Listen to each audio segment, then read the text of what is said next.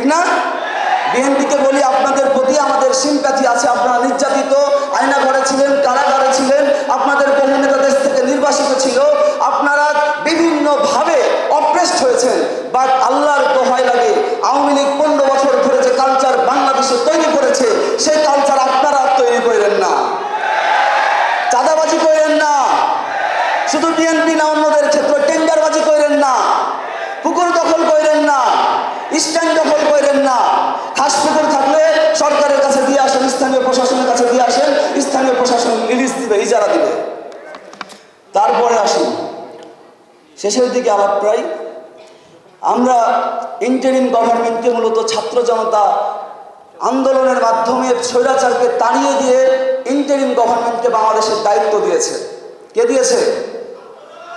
বাংলাদেশের সাধারণ মানুষ এই ইন্টারিম গভর্নমেন্টকে নির্দিষ্ট মেয়াদের জন্য বাংলাদেশ পরিচালনার দায়িত্ব দিয়েছে।